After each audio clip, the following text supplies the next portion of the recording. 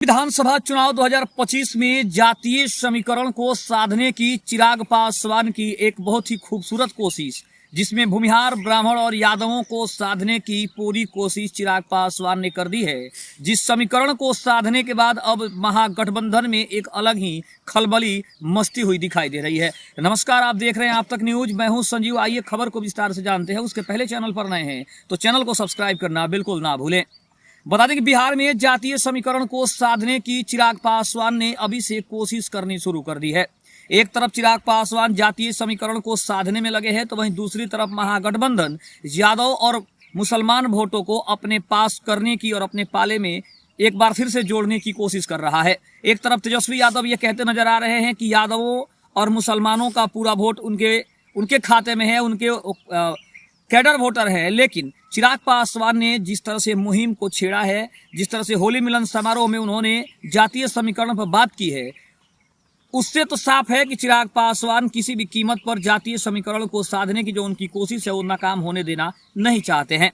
दूसरी तरफ अगर हम बात करें तो नीतीश कुमार की सरकार ने जो जातीय समीकरण में जो जनसंख्या का जनगणना करवाया, जो पूरे बिहार में काफी चर्चा का विषय भी रहा, उसको लेकर जिस तरह से ये कहा गया कि चिराग पासवान ने, हालांकि उस समय भी ये कहीं ना कहीं निशाना साधा था नीतीश कुमार के ऊपर। उसमें उन्होंने कहा था कि नीतीश कुमार ये अपने वोट बैंक को इकट्ठा करने के लिए जनगणना करवा रहे हैं। लेकिन अब उसी जनगणना का असर चिराग पासवान के राजनीति में भी दिखाई दे रहा है, जहां पे चिराग पासवान ने अब जातीय समीकरण को साधने की अपनी जो कोशिश है उसको पूरी करनी शुरू कर दी है। दूसरी तरफ अगर हम बात करें तो विधानसभा चुनाव में अभी समय काफी बचा हुआ है, लेकिन उसके पहले ही बिहार में चुनाव का माहौल गर्म है। और अब होली, जैसे ही होली समाप्त हुआ है, उसके बाद से होली के दिन से ही कहीं ना कहीं बिहार की राजनीति में एक नया रंग देखने को मिलने लगा है और बिहार की राजनीति में नए नए रंग भी खिलने लगे हैं।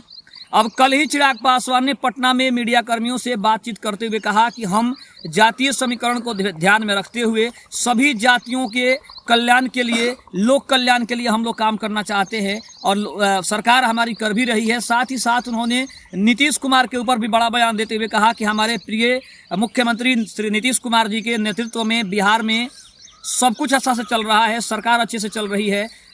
पीएम नरेंद्र मोदी के प्रयासों से, पीएम नरेंद्र मोदी के अच्छे कार्यों की वजह से बिहार में एक बार फिर से हम सरकार बनाने जा रहे हैं और वो भी मजबूती के साथ सरकार बनाने जा रहे हैं। इसके अलावा अगर हम बात करें तो चिराग पासवान ने नीतीश कुमार के ऊपर और भी बहुत सारी बातें कही है और जातीय समीकरण को जो साधने की उनकी कोशिश है उसके ऊपर भी हम बात करेंगे। इसके अलावा अगर हम बात करें तो चिराग पासवान ने जातीय समीकरण को जो साधने की उनकी जो कोशिश है वो बिहार में काफी महत्वपूर्ण भूमिका में है।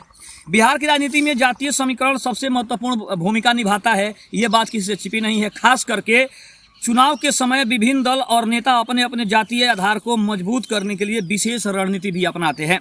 इसमें चिराग पासवान जो लोक जनशक्ति पार्टी के नेता हैं, वे इस खेल को समझने के लिए पूरी तरह से सक्रिय है, इसमें कोई दो राय नहीं है। इसके अलावा अगर बात करें तो वे दलितों, अति पिछड़ों और स्वर्णों के एक खास वर्ग को साधने के लिए रणनीतिक कदम भी उठा रहे हैं। दूसरी तरफ अगर हम बात करें तो चिराग पासवान दलित वोट बैंक को मजबूत करने की दिशा में सबसे महत्वपूर्ण भूमिका निभा रहे हैं और उनको पता है कि दलितों का अगर राजा उनको बनना है तो दलितों को इकट्ठा करना होगा, क्योंकि स्वर्णों का वोट बीजेपी को तो जाता है, इसमें कोई दो राय नहीं है। लेकिन दलितों का वोट बैंक अगर उनको प्राप्त करना है तो कहीं ना कहीं चिराग पासवान को ये जरूर देखना होगा कि दलितों को वो कितना इकट्ठा कर पाते हैं। इसके अलावा अगर बात करें तो चिराग पासवान खुद दलित समुदाय से आते भी हैं और उनके पिता रामविलास पासवान बिहार के राजनीति में दलों के सबसे बड़े नेता भी माने जाते थे और दलितों में सबसे अच्छी पहचान चिराग पासवान के पिता स्वर्गीय रामविलास पासवान की थी। दूसरी तरफ अगर हम बात करें तो रामविलास पासवान की विरासत को भुनाना कहीं ना कहीं चिराग पासवान के लिए एक प्रमुख मुद्दा है। इसके अलावा अगर बात करें तो अपने पिता के नाम को आगे बढ़ाते हुए उनकी नीतियों और विचारधारा को प्रचारित भी कर रहे हैं। दूसरी तरफ अगर हम बात करें तो चिराग कई जिलों में यात्राएं कर रहे हैं, जिसमें उन्होंने दलितों के अधिकारों की बात की है और उनके हकों के लिए लड़ने का भी वादा किया है। इसके अलावा अगर बात करें तो बिहार में सिर्फ दलित वोटों के सहारे कोई भी पार्टी सत्ता में नहीं आ सकती है, ये बात चिराग पासवान से अच्छा कोई नहीं जान सकता है। इसलिए चिराग ने अपनी राजनीति को विस्तार देते हुए अन्य जातियों को भी साधना अभी से शुरू कर दिया है। इसके अलावा अगर बात करें तो अति पिछड़े वर्ग को जो अब तक नीतीश कुमार के वोट बैंक का हिस्सा माने जाते थे, अब चिराग पासवान की राजनीति के केंद्र में आ गए हैं। वे नीतीश सरकार की नीतियों की आलोचना करके अति पिछड़ों को अपने पक्ष में करने की भी कोशिश उन्होंने पहले की थी। हालांकि अब नीतीश कुमार के वो साथ हैं, लेकिन इसके बावजूद अगर हम बात करें तो चिराग पासवान ने जिस तरह से अति पिछड़ों को साधने की जो कोशिश की है, उससे उनको आने वाले समय में सबसे ज्यादा फायदा होता दिखाई दे रहा है। दूसरी तरफ अगर हम बात करें तो चिराग पासवान ने एनडीए में अपनी पार्टी की स्थिति मजबूत कर ली है, इसमें कोई दो राय नहीं है, क्योंकि 2024 के लोकसभा चुनाव में चिराग पासवान ने जो किया उसको देखते हुए यह जरूर कहा जा रहा है कि चिराग पासवान ने हमेशा के लिए अपने आप को इतना मजबूत कर लिया है कि अब आने वाले समय में उनको किसी की ओर देखने की जरूरत नहीं है। इसके अलावा अगर हम बात करें तो चिराग पासवान खुद एक युवा नेता हैं और बिहार की राजनीति में युवा वोटरों को अपने पक्ष में साधने की जो उनकी कोशिश है वो सबसे अच्छी है और उन्होंने साधना शुरू भी कर दिया है। इसके अलावा अगर बात करें तो कई डिजिटल और ऑन ग्राउंड कैंपेन भी चिराग पासवान चला रहे हैं, जिसके वजह से आने वाले 2025 के विधानसभा चुनाव में चिराग पासवान को एक अच्छी खासी वोट बैंक तैयार करने में मदद मिल सकती है। इसके अलावा अगर हम बात करें तो युवाओं को रोजगार और शिक्षा के मुद्दे पर जोड़ने की जो चिराग पासवान की कोशिश है वो सबसे अच्छी है और यही कारण है कि चिराग पासवान ने युवाओं में सबसे ज्यादा लोकप्रियता हासिल की है।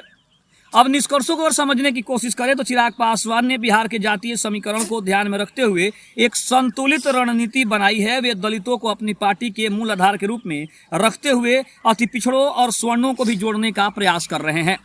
दूसरी तरफ अगर हम बात करें तो बीजेपी के साथ उनकी नजदीकी और हिंदुत्व कार्ड उनके लिए फायदेमंद साबित हो सकता है। अगर उनकी यही रणनीति सफल होती है तो वे बिहार की राजनीति में एक मजबूत खिलाड़ी बनने से पीछे नहीं रह सकते हैं, ये सभी लोग जानते हैं।